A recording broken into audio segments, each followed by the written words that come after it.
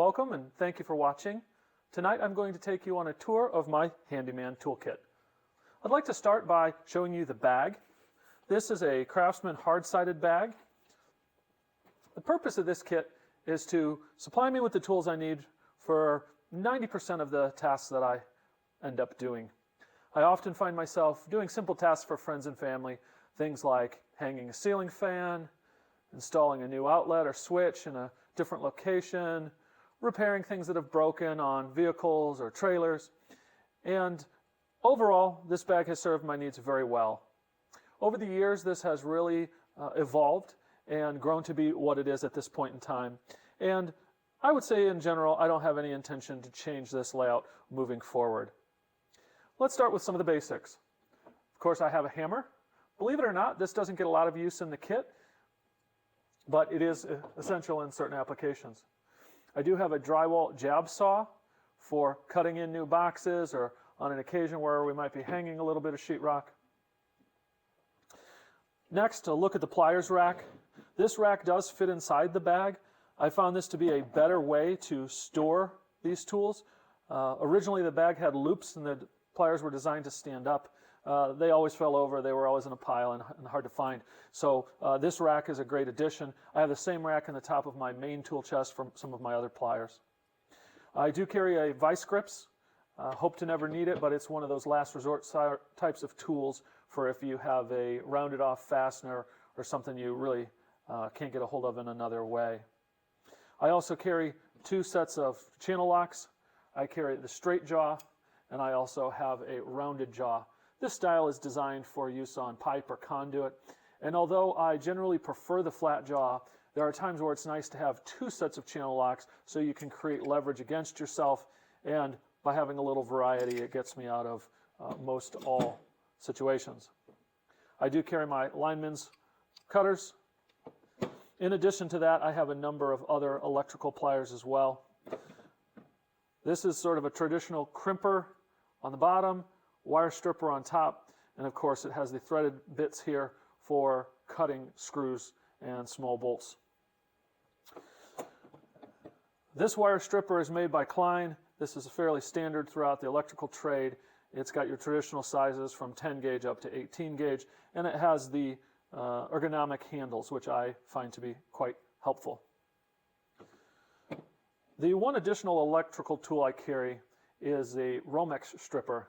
This tool is just so handy if you're working on a job where you're going to be installing Romex. It's got the stripper for 14-2 and for 12-2, as well as the additional individual wire strippers and the bending tool for making loops on your wire. Additionally, I do carry a set of needle nose for some of those finer tasks, and perhaps my favorite set of pliers. These are the Snap-on slip joint pliers.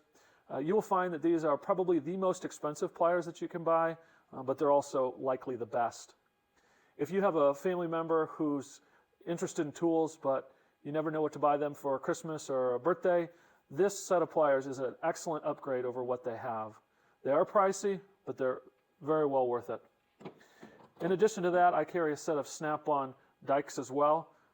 These are cutting pliers, and these have hardened teeth, and so these are strong enough to cut through steel wire and things as well.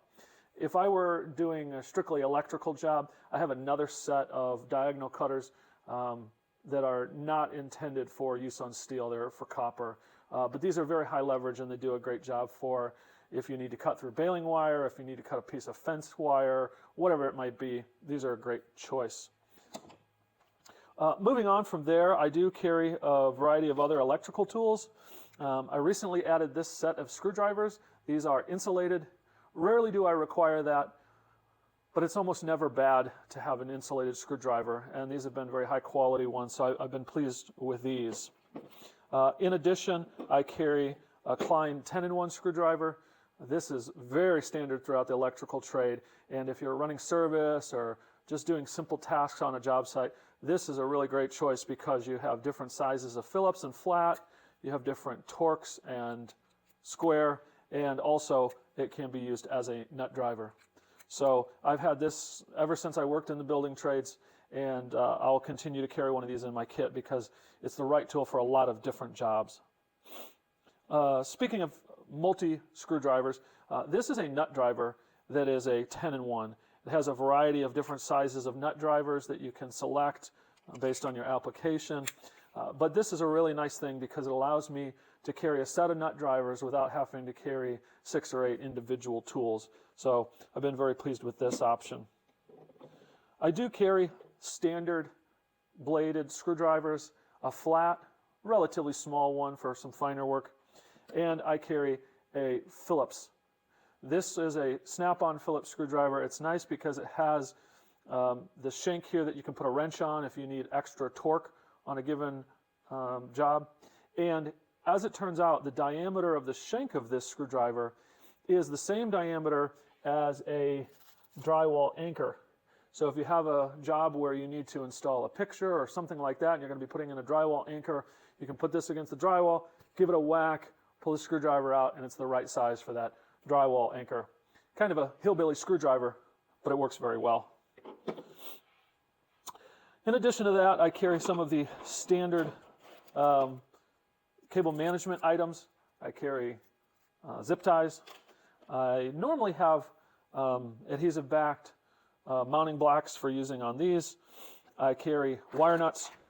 And this jar is a selection of smaller wire nuts and miscellaneous electrical screws.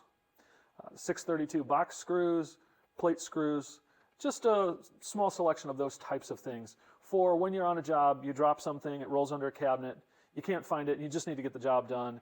That's what this is for. It has served me well, and this particular container is probably 15 years old, but it keeps on doing what I need it to. And of course, electrical tape to go with it. I also carry 2 different torpedo levels. This one I've had for many years, suits my needs very well. It does glow in the dark. This side is magnetic, and this side has a V-shape for laying against pipe or conduit. This was a bargain bin find. It's much smaller, so it fits nicely into tight spaces, and the magnet on it is super strong. So it's really helpful for putting on the tongue of a trailer to level the trailer or various odds and ends like that. I do carry a couple of different tape measures. I generally carry at least 2. Anytime I'm working with my dad, he loses his tape measure, so I lend him my spare, then he loses that. So it's really ideal to have 3 tape measures when we're working with Dad. But I like to have at least a 25-footer and a 16-footer, and I'm personally a big fan of the Stanley FatMax tape measures. Although that's not what I have on tape tonight, those are my favorite, and I think they're the best bang for the buck. I have recently added to my kit this light. This LED light is extremely bright. It has a few different settings. A 2-pack from Costco is only 40 bucks, and they have their own built-in rechargeable batteries that can charge off a USB port. This is about the size of a 5x7 picture frame, so it doesn't take up a lot of space in the tool bag, and it really lights up the space, especially if you're working under a sink or in a confined area. It really lights things up very nicely. I do carry a selection of PPE, different safety glasses. I always carry earplugs with me and try to make sure that I'm always in the habit of using those items. I do carry a piece of string. Of course, this can be used in a number of different ways. I've found it helpful if I'm trying to fish a cavity. I can tie a couple of nuts on here to weigh it down and insert it into the wall cavity and fish down to whatever I'm trying to pull back up. I also carry a line level. So if I need to pull a string between 2 points and hang the line level on it, I can make sure that my endpoints are level. I carry this stud finder. It is not especially impressive. Frankly, I've never found a stud finder that I think really does a great job. If you have a recommendation of a model that you think is bulletproof, please comment. I'm curious to hear what model you like. This one gets the job done, but not much more. I do carry 2 simple Allen key sets, and I've never come across a situation where these didn't do what I needed them to, so I continue to carry those. On to my electrical testers. I do carry 2 plug testers. These show the proper wiring on your outlets. They also have GFI testers built in. And I carry my Klein multimeter. This model has the amp clamp for testing current. It also has an auto ranging function. And overall, I've been quite satisfied with this particular model. I used to keep some of these electrical tools in their own separate bag, but I found that just so often I wouldn't have that particular bag. And so I started to carry my multimeter and my testers and some of my other strippers, because invariably, if I didn't have it, that would be the tool that I needed. Speaking of electrical testers, I carry a non-contact voltage detector. And for whatever reason, I tend to lose these. So over the years, I bought quite a few, and lately I found one. So now I have two. Don't worry, I'll be sure to lose one on a job sometime in the near future. Here on the outside pockets, I carry a utility knife. I like to keep a straight blade in it, and I keep spare blades in the cavity. I also keep a hook knife in here for if I'm doing any roofing work. In addition to my work light, I do like to carry a handheld light. And in my everyday go bag, I have a headlamp. We've found through our camping trips and different repair tests around the house that a headlamp is just a really great thing to have. And this final section here, I've got a few specialty screwdrivers that I don't want to be lost down in the bottom. Very tiny for working on electronics, opening up XLR microphone connectors, those sizes of screws. In addition, I carry different marking tools, a selection of pencils, a couple of different Sharpies, and I also have a forceps that I carry. This is helpful for working with fine items. This was originally in my bag when I had to do a lot of soldering in a tight space, and this prevented me from burning my fingers. Lastly, I'm going to take a moment to talk about my power tool choices. In my everyday bag, I carry the Bosch 12-volt impact. I also have a Bosch 12-volt drill. I don't normally carry that in my everyday bag because I just want to have one with me. And I do have drill bits that have the hex shank, so they can be driven by this tool. It's below freezing, so I leave all my batteries in the house where it's warm in cold weather. But a single battery will run this tool for quite a long time. It does have a work light built in, which is helpful. And overall, I've been extremely impressed by the performance of this little tool. It has done so many tasks for me over the years, even simple things like taking a mounting screw out of a light switch or putting in 2 little screws to hang a picture.